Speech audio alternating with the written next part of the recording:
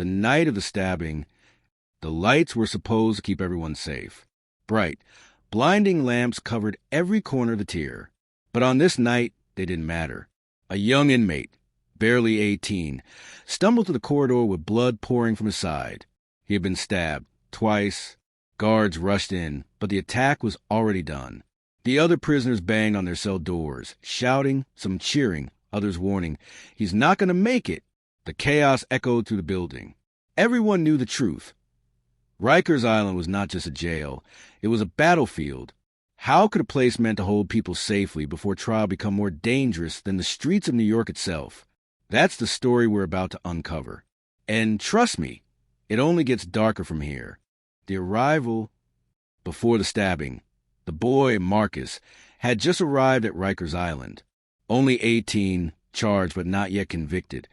He was thrown into the belly of one of the most feared jails in America. The prison bus rumbled across the bridge to Rikers, the East River sparkling below. Marcus stared through the glass. Razor wire glittered in the sunlight. Guard towers rose like silent snipers, and the concrete walls seemed endless. Inside, the noise hit him. Metal doors clanking, men yelling, orders barked by guards. Older inmates with tattoos covering their arms sized him up, smirking, whispering to each other. For a while, things seemed manageable. Marcus kept his head down, ate quietly, and avoided trouble. But one afternoon in the cafeteria, chaos erupted. A fight broke out over something as small as a food tray. In seconds, fists flew, trays clattered, and pepper spray filled the air. Marcus ducked for cover, but another inmate shoved him hard into the wall.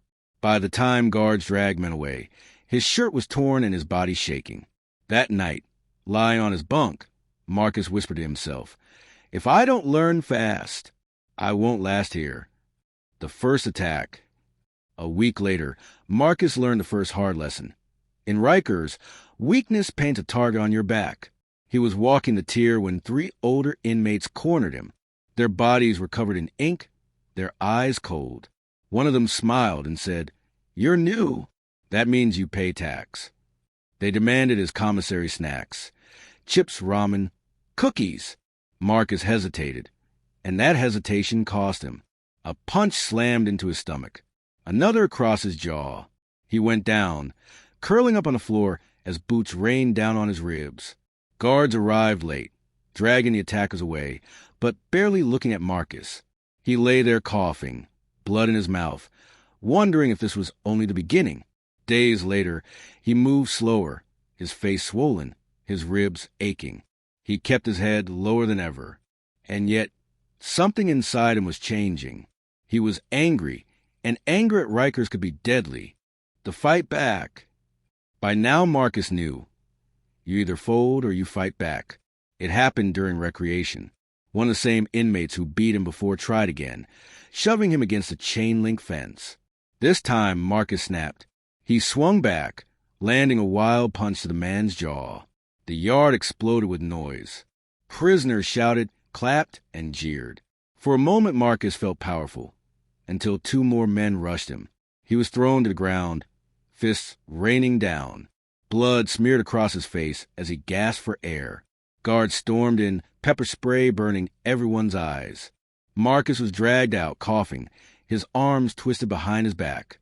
That night, in solitary, staring at the concrete walls, Marcus realized fighting back only made him more of a target. But it also earned him something else, a little respect.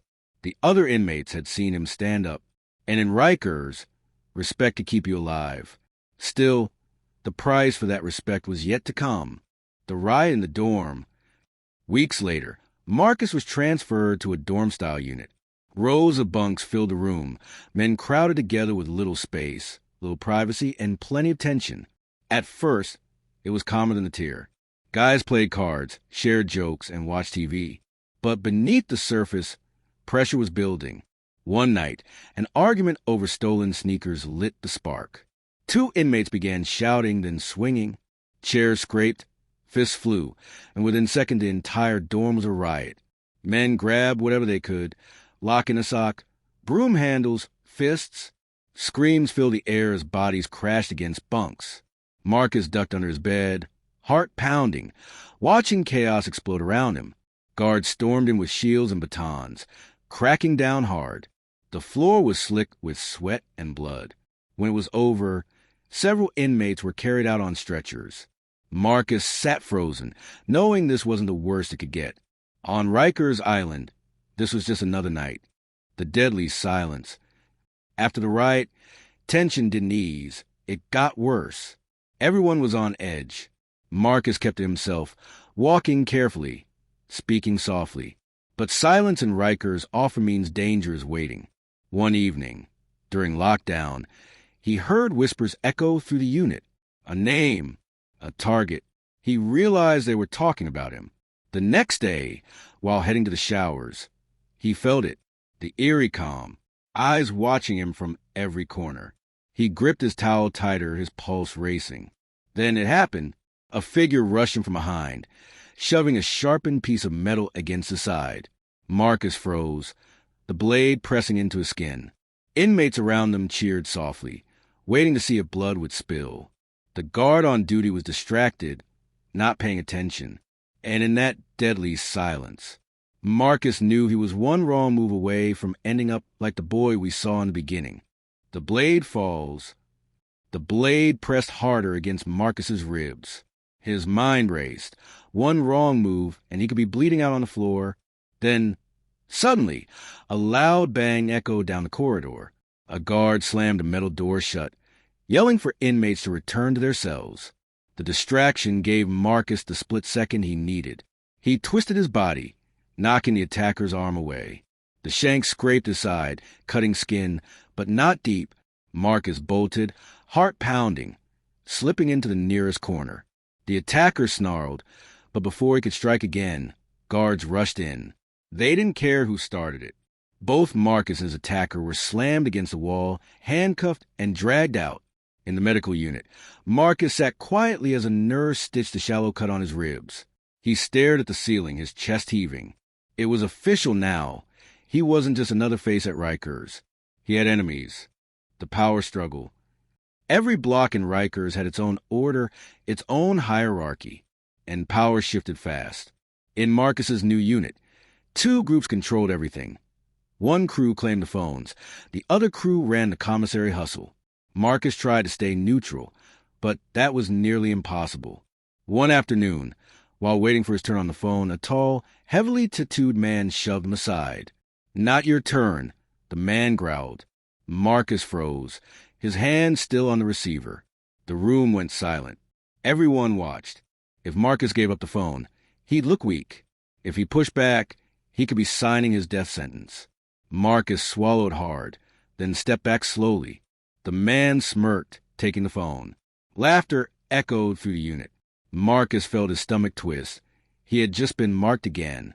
That night, he sat on his bunk, rage boiling inside.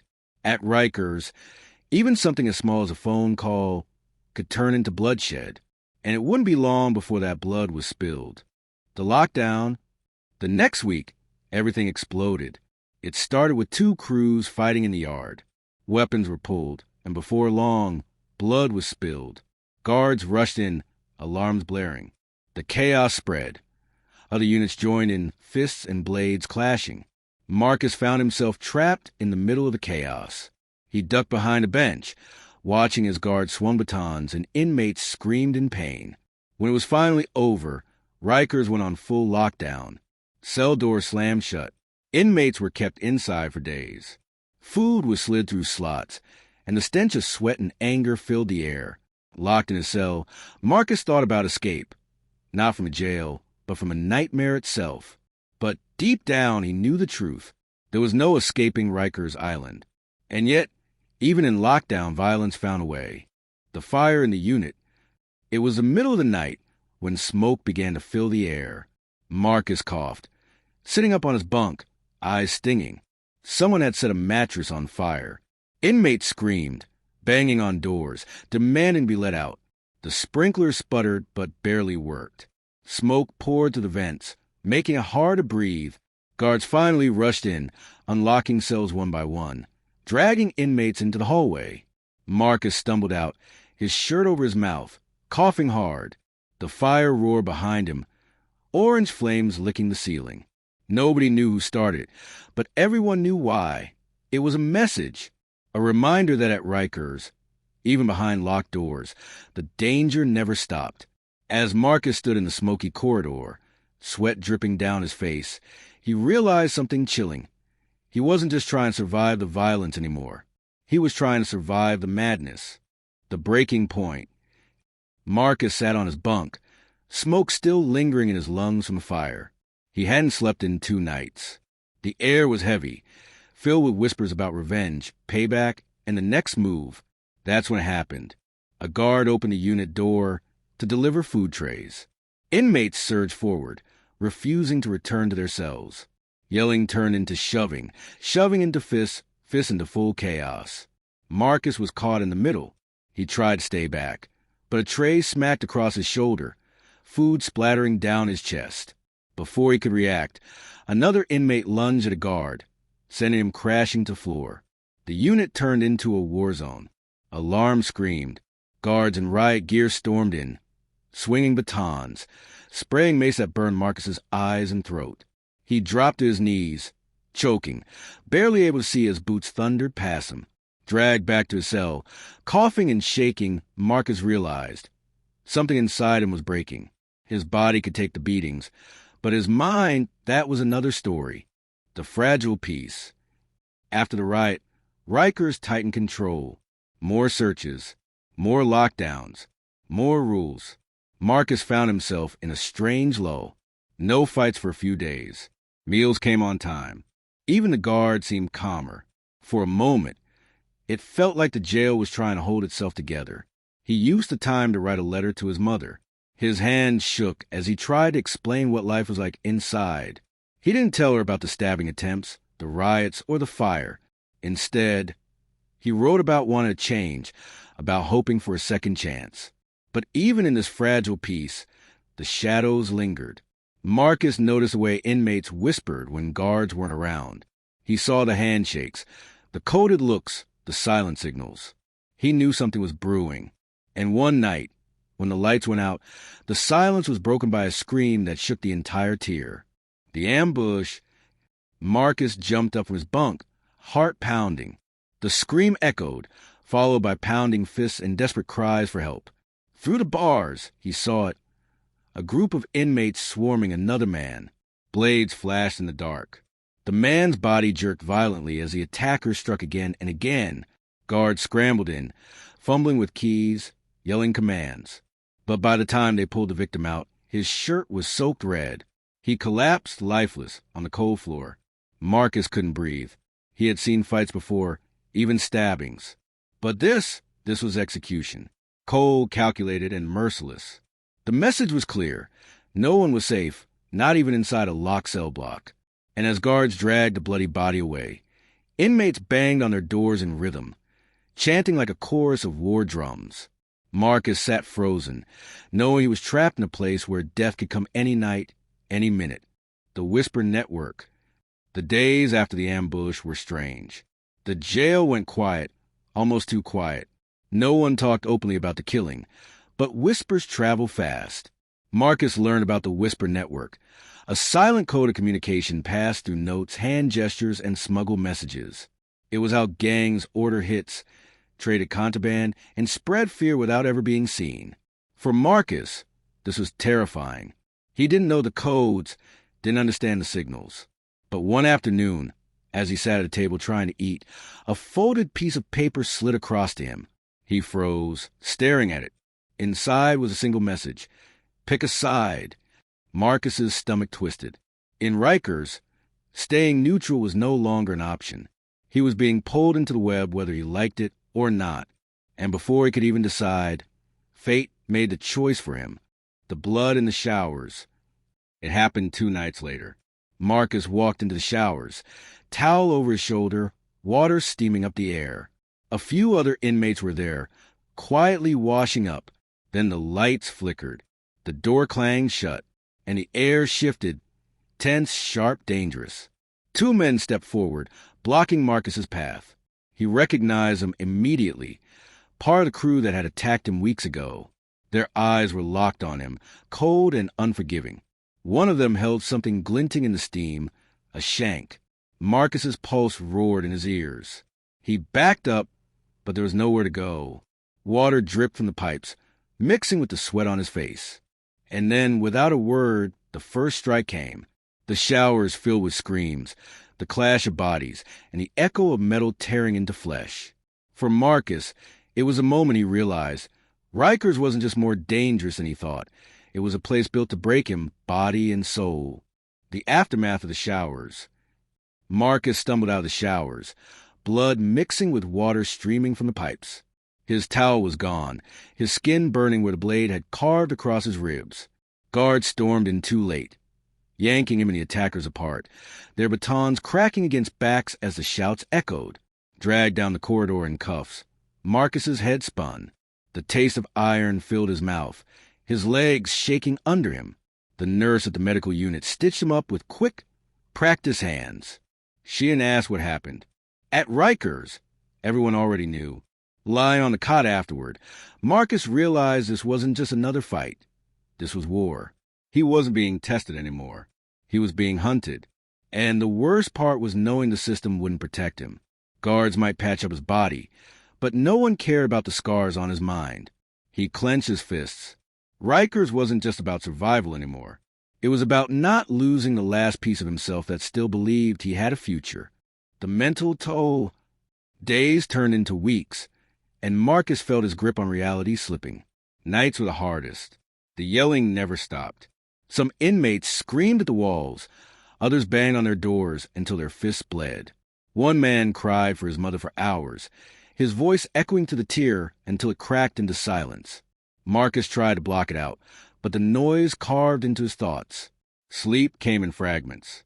When he did drift off, nightmares woke him. Blood in the showers, smoke from the fire, the sound of bones cracking under fists. He started keeping scraps of paper to write down his thoughts, clinging to them like lifelines. I am still here. I am still alive. I am Marcus. But each day, it grew harder to believe. In the quiet moments, Marcus wondered if Rikers wasn't just built to hold people. Maybe it was built to break them. The cost of survival. Then came a rare moment outside. Marcus was shackled and put on the bus for court. The sunlight stung his eyes as the bus rattled across the bridge. For a brief second, he saw the Manhattan skyline rising in the distance, so close, yet untouchable. Inside the courtroom, he spotted his mother. Her eyes filled with tears as she saw her son, thinner, scarred, older than his age. Marcus wanted to hug her, but the cuffs on his wrists and chains on his ankles reminded him where he was. The judge delayed his case. Another month in Rikers. Another month in hell. On the ride back, Marcus stared at the water under the bridge. He whispered to himself, Rikers is more dangerous than they think. More dangerous than even I thought. He wasn't just fighting other inmates anymore. He was fighting a place designed to take away everything that made him human. The final lesson, back in his cell, Marcus looked at his reflection in a cracked piece of metal that passed for a mirror. The boy who had arrived at Rikers months ago was gone. In his place was someone harder, someone scarred, someone who had learned the rules of survival. He realized something chilling. Survival wasn't free. It came with a cost. Every fight, every cut, every sleepless night stripped away a piece of his soul. Marcus had thought surviving Rikers meant staying alive. But now he knew the truth. Survival here meant becoming someone he didn't recognize. And even if he made it out, those scars would never leave him. He leaned back on his bunk, staring at the ceiling, whispering to himself, I have to hold on. I have to remember who I was before this place takes everything. The truth about Rikers Island is more dangerous than most people will ever understand. It's not just the violence in the corridors, the riots in the dorms, or the blood spilled in the showers. It's the way the jail eats away at the people inside. It takes teenagers like Marcus and forces them into choices no one should ever have to make. Fight, submit, or break. It's a place where the justice system claims to hold people safe before trial, but in reality, it grinds them down until their humanity is gone. Some leave scarred for life. Others never leave at all. Marcus's story is just one of thousands. Stories of fire, of blood, of broken minds. Stories hidden behind those razor wire fences. In a jail floating on an island just a few miles from one of the richest cities in the world. And that's the truth. Rikers Island is not just a jail. It's a warning. A reminder that sometimes the most dangerous place in America isn't on the streets. It's behind the bars of a system built to destroy the very people it claims to hold.